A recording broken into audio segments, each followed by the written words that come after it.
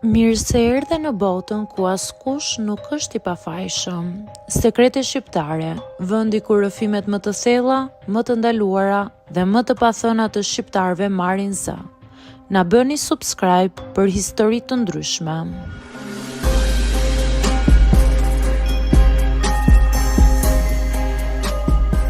Punoj në maternitet dhe çfarë ndodh aty pas mesnate është e tmerrshme.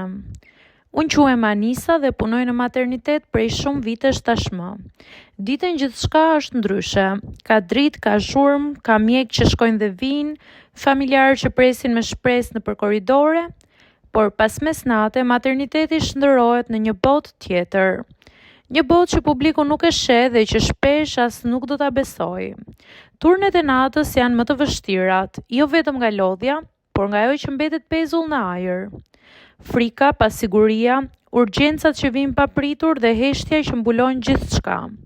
Pas orës 12 korridoret zbrazen, dritat zbehen dhe zhurmat reduktohen në hapa të shpejt, pajisje që bien dhe zëra të ulët që japin urdhra.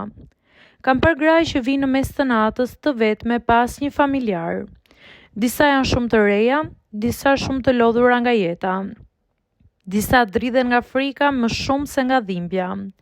Ka net kur njëra pas tjetrës vijnë raste të rënda dhe ne duhet të reagojmë shumë shpejt, edhe kur mungon personeli, edhe kur pajisjet nuk janë aty ku duhet të jenë. Ajo që më trondit më shumë janë heshtjet. Heshtja e një gruaje që nuk pyet më sepse e kupton që askush nuk ka kohë t'i shpjegojë. Heshtja e një nëne që kupton se diçka nuk po shkon siç duhet, por nuk di kujt drejtohet. Heshtja jon, pra, heshtja e stafit që ndonjëherë detyrohemi ta mbajmë sepse nuk mund të themi gjithçka që shohim. Ka net kur një lindje shkon mirë dhe një tjetër jo. Kur gëzimi dhe ankthi ndodhin në të njëjtin korridor. Kur një fosh një qan fort dhe pak metra më tej një grua qan në heshtje. Dhe ne duhet të kalojmë nga njëra dhomë në tjetrën sikur zemra jon të mos ishte coptuar më parë. Pas mesnate, lodhja e stafit ndihet më shumë.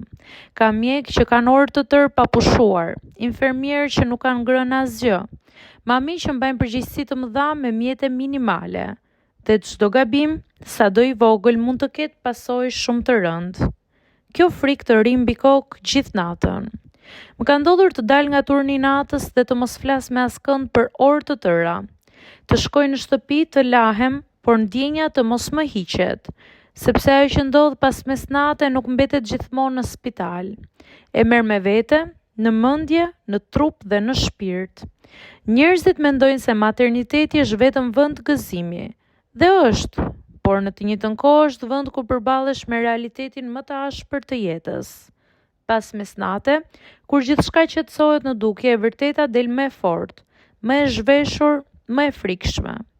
Unë ende punoj aty sepse pavarësisht merit, pavarësisht netëve të pa gjumë, e di që dikush duhet të jetë aty.